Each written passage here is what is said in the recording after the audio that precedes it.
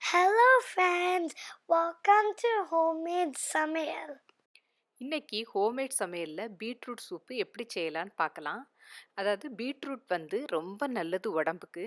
இதை வந்து நம்ம வந்து பீட்ரூட் பொரியல் இதெல்லாம் நார்மலாக பண்ணி நம்ம சாப்பிடக்கூடியதான். ஆனால் இந்த சூப் பண்ணி நீங்கள் சாப்பிட்டீங்கன்னா ஒரு வித்தியாசமாகவும் இருக்கும், நல்லாவும் இருக்கும். இந்த சூப் ரொம்ப டேஸ்ட்டாக இருக்கும். இதை நீங்கள் வாரத்துக்கு 2 நாள் சாப்பிட்டுட்டு வந்தீங்கன்னா அயன்லாம் குறைவாக இருக்கிறவங்களுக்கு நல்ல அயன் கண்டென்ட் வந்து நல்லா ஏறிடும்.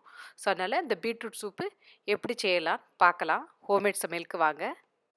பீட்ரூட் சூப் பண்ணுறதுக்கு நம்ம வந்து முதல்ல பீட்ரூட்டை வந்து நல்லா வேக வச்சிடணும்.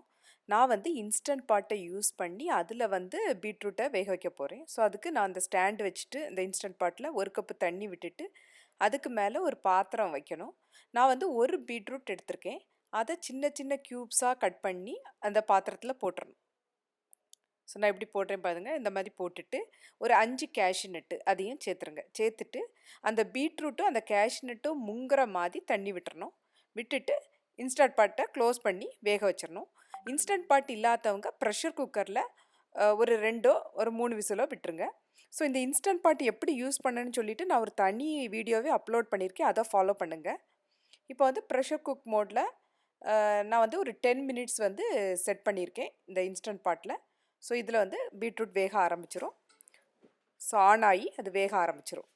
ஸோ இந்த பீட்ரூட் வெந்த பிறகு ஒரு 10 மினிட்ஸ்க்கு அப்புறம் அந்த வெண்ட் பொசிஷன் போன பிறகு இன்ஸ்டன்ட் பாட்டை ஓப்பன் பண்ணிடணும். ஸோ வந்து பீட்ரூட் இப்போ நல்லா வெந்திருக்கும். ஸோ இப்படி நல்ல வெந்த பிறகு நம்ம வந்து அது ஆறின பிறகு மிக்ஸி ஜாரில் போட்டு நல்லா சாஃப்டாக கிரைண்ட் பண்ணிடணும். ஸோ இப்போ நான் மிக்ஸி ஜாரில் போட்டு சாஃப்டாக கிரைண்ட் பண்ணுறேன். ஸோ கிரைண்ட் பண்ண பிறகு இன்னொரு பாத்திரத்தில் நம்ம ட்ரான்ஸ்ஃபர் பண்ணிடணும்.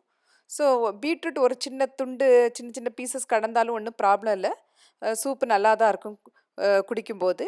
ஸோ இப்போ நல்லா ட்ரான்ஸ்ஃபர் பண்ண பிறகு நம்ம ஒரு கப்பு தண்ணி கூட ஆட் பண்ணிடணும். ஆட் பண்ணிவிட்டு நம்ம வந்து ஒரு அடுப்பில் வச்சிடணும்.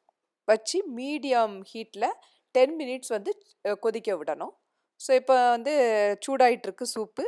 ஸோ நம்ம வந்து தண்ணி வந்து அந்த சூப்புக்குள்ள கன்சிஸ்டன்சிக்கு கொண்டு வரணும். தேவையான சால்ட்டும் பெப்பர் பவுடரும் போட்டுறணும். போட்டுட்டு நான் ஒரு டீஸ்பூன் சால்ட்டு ஒரு டீஸ்பூன் பெப்பர் பவுடரும் போட்டிருக்கேன். ஸோ நீங்கள் டேஸ்ட் பண்ணி பார்த்துட்டு அதுக்கு தேவையான அளவுக்கு நீங்கள் ஆட் பண்ணிடலாம் பெப்பரும் சால்ட்டும். ஸோ இப்போ நல்லா சூடாயிட்டு வருது. ஸோ இப்போ நல்லா ஒரு சூப்பு கன்சிஸ்டன்சிக்கு சூப்பு வந்தாச்சு. இதை வந்து நம்ம வந்து மார்னிங் பிரேக்ஃபாஸ்ட்டுக்கு இதை குடிச்சிங்கன்னா ரொம்ப நல்லாயிருக்கும். வீக்லி ட்வைஸ் குடிங்க. எஸ்பெஷலி லேடிஸ் இதை வீக்லி ட்வைஸ் குடிச்சிட்டு வந்தீங்கன்னா ரொம்ப நல்லது. உங்களுக்கு வந்து இந்த அயன் வந்து குறைஞ்சிருந்தால் நல்லா இன்க்ரீஸ் பண்ணும். ஸோ இப்படி தான் பீட்ரூட் சூப்பு செய்யணும். இதை நீங்கள் வீட்டில் செய்து பாருங்கள். செய்து பார்த்துட்டு எப்படி வந்துன்னு சொல்லிட்டு கமெண்ட் பண்ணுங்கள். ஓகே ஃப்ரெண்ட்ஸ், உங்களை ஒரு நல்ல ரெசிபியோட அடுத்த வீடியோவில் சந்திக்கிறேன். நன்றி, வணக்கம்.